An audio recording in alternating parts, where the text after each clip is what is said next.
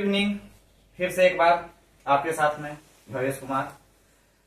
आपको आज हम संधि, कौन सा अध्याय स्टार्ट किए हैं? संधि किए हैं। पहला अध्याय आप लोग को मैंने वर्ण पढ़ा दिया, दूसरा अध्याय शब्द विचार, आज तीसरा अध्याय शुरू कर दिए हैं संधि।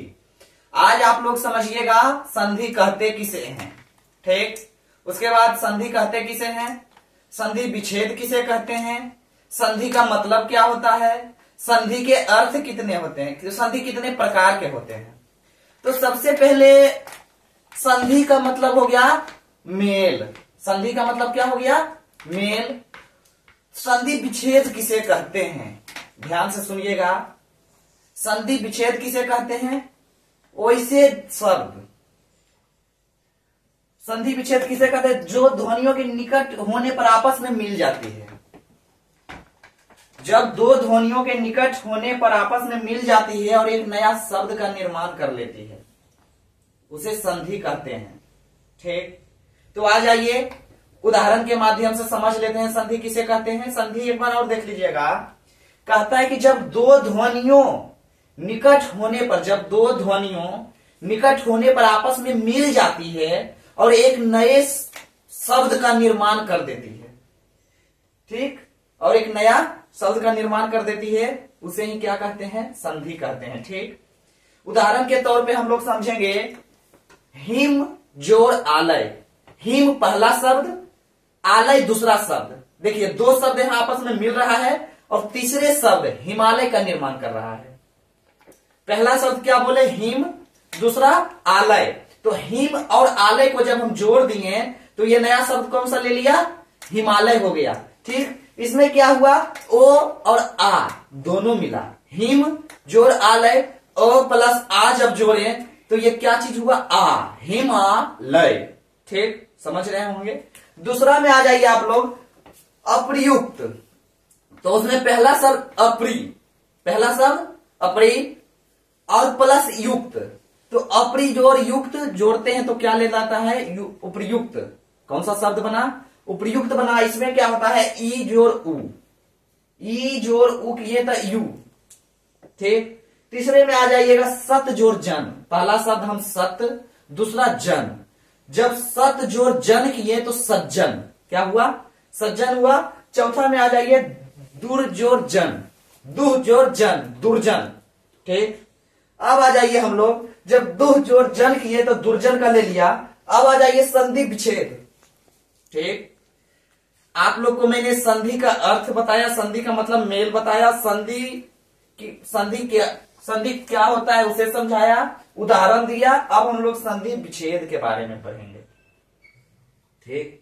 संधि विच्छेद कहते किसे हैं? संधि युक्त शब्दों को, संधि युक्त शब्दों को पुनः संधि पूर्ण अवस्था में लाना संधि विच्छेद कहलाता है। समझ रहे हैं ना? क्या कहता है कि उपयुक्त शब्दों को पुनः संधि पूर्ण में लाना, पुनः संधि पूर्ण में लाना, आना संधि विच्छेद कहलाता है। इसमें अब क्या हो गया? जैसे यहां पे मैंने हिम जोड़ आलय हिमालय बताया था, अब हम लोग क्या करेंगे?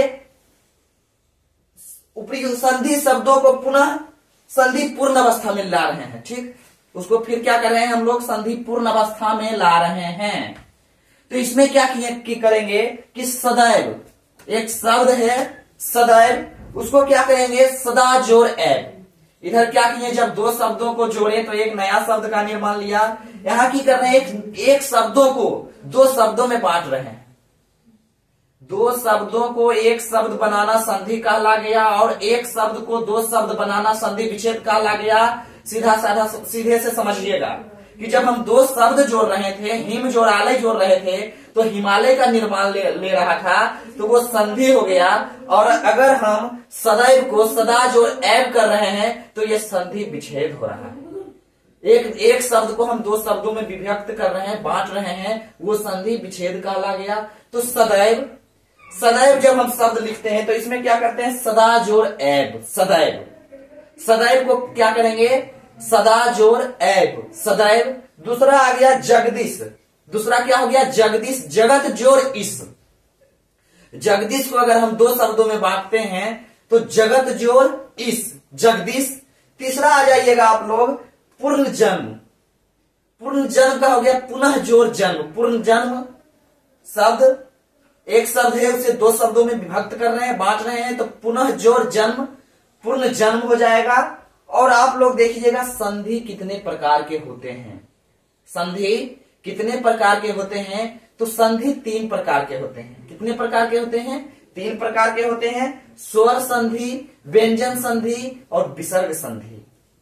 संधि कितने प्रकार के होते हैं? संधि 3 प्रकार के होते हैं, स्वर्ग संधि, व्यंजन संधि और विसर्ग संधि।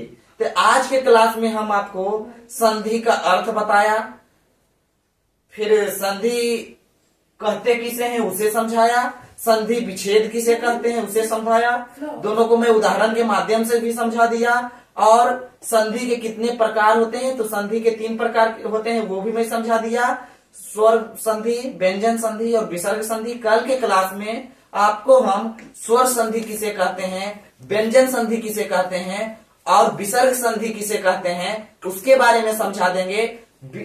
आप लोग वीडियो देखा कीजिए और उसमें समझिए। अगर कहीं भी आपको डाउट होता है तो फिर आप कमेंट के माध्यम से हमसे जरूर पूछें, आपका डाउट हम जरूर खत्म करेंगे। इसी के साथ आपको धन्यवाद।